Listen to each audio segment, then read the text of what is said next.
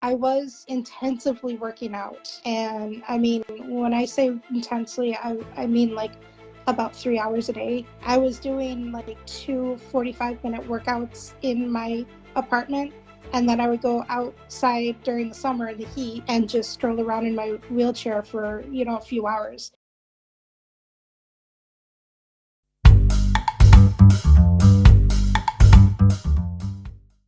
I know you've been a raw vegan since pandemic, right? Yes. And what led you to that path that, okay, one day I'm gonna share with someone that how powerful raw food can be. It's just not about myself, but I can share my passion for fruits and veggies with someone else. What was your turning point? Um, since I started this journey, um, it just really opened my eyes to all that's going on in the world and how that was Mm-hmm. affecting my body and how that was affecting my mental and emotional state. And, when you find something amazing, something like gold, you want to share it. You want to share the abundance, you want to share the knowledge. When you're healing, you want others to be able to heal too. You don't like to see your loved ones suffering. You don't want to see the world suffering.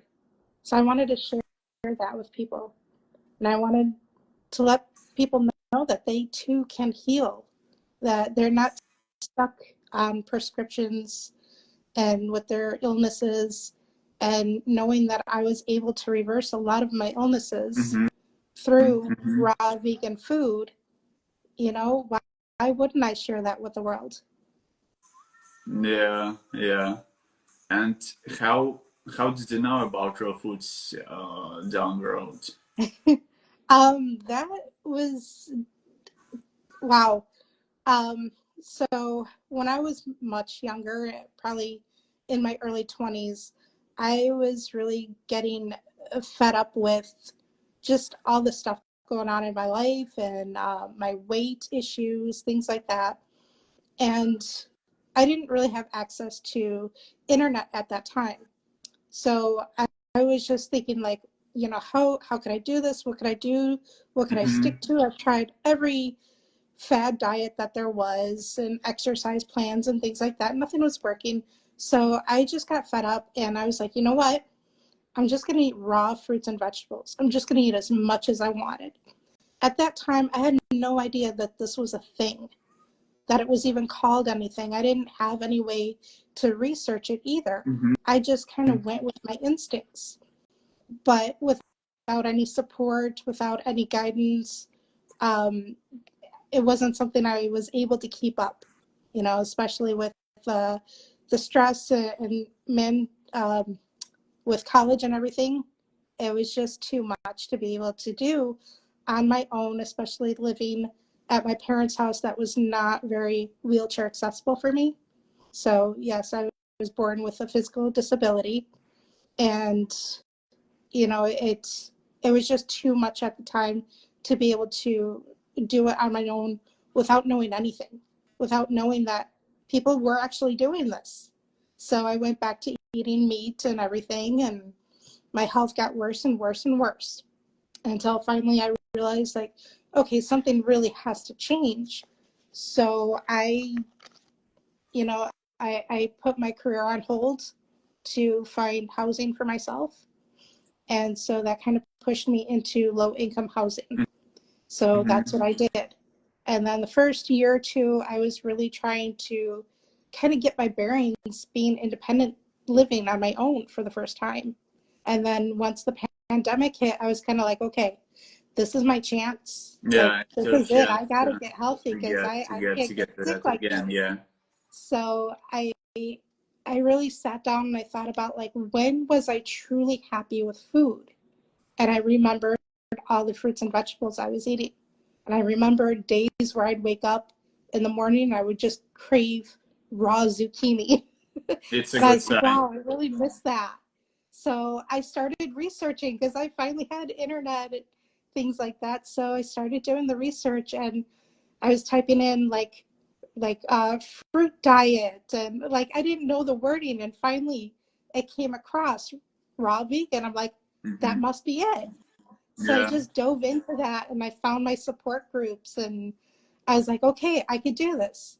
So I just started with that. I started there, and I started doing one smoothie every morning, Oh. and slowly made that transition.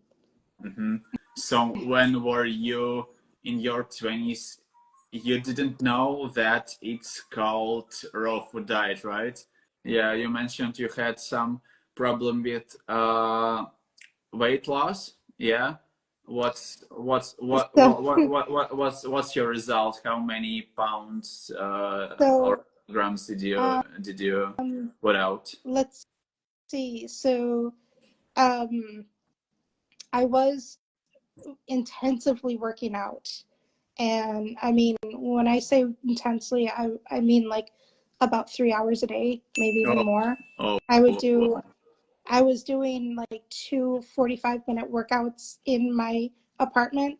And then I would go outside during the summer in the heat and just stroll around in my wheelchair for, a few hours because I love being outdoors.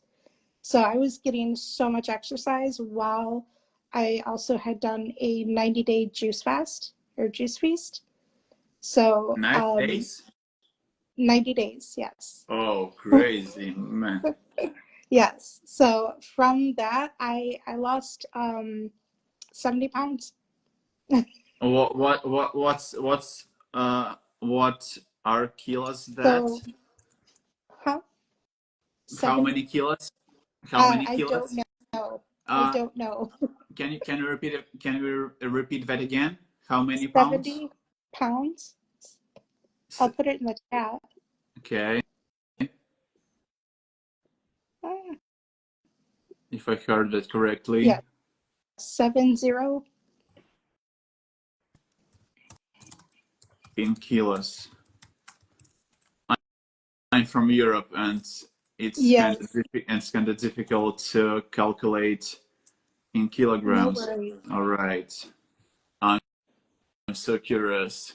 70 pounds, it's around 31 kilos. Wow, impressive.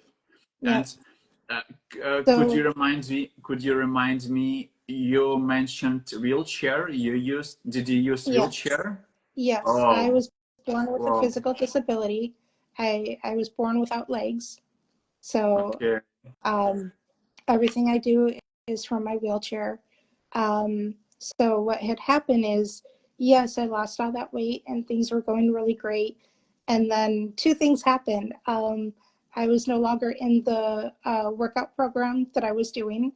Um, and then I had gotten a motorized wheelchair, which I had never had before. So Are you, that really stopped it. are you sitting on a wheelchair right I now? am, Okay, yes. Yeah. okay, okay, okay. I see. Yeah. This is my motorized wheelchair, which Okay. that is just you're pushing a button versus a manual wheelchair where I was physically propelling myself. Oh, And that's what I used my entire life was a manual oh, wheelchair. it's crazy. It's over top of my head. It gets things much more complicated. You know, Yeah. I can imagine So because every time when I sit down and just start thinking about my life and realizing how how many resources I have right now, being born completely healthy, right. because I know how it's numerous amounts of people that struggle from Mm-hmm. from something. Yes. And It's when you're it's not struggling, it's not fair because no, it's not your fault no, completely. no. And no matter what you're struggling with, whether it's emotional, mental, or physical, it is debilitating. As long as you are in that mindset of depression and feeling bad and feeling like you have no resources or you can't do this or you can't do that, as long as you keep yourself stuck there, you're not going to get healthy. For me, thankfully, I've always been the type to strive for my independence, to always better myself. And that was my driving force. Nobody taught me that, but there are plenty of people out there that need to understand and learn that because they don't. I don't drive. I don't have a car. So me going grocery shopping, I'm going in my wheelchair. Majority of my life, I was going in the manual wheelchair, and I would go everywhere and anywhere on buses and trains, airplanes, whatever. I just traveled wherever I had to go. As I got older and where I'm living now, I have to cross train tracks to get to the grocery store. When you're in a wheelchair, it's terrifying. So Mm-hmm. yes, I got a powered wheelchair because it goes faster.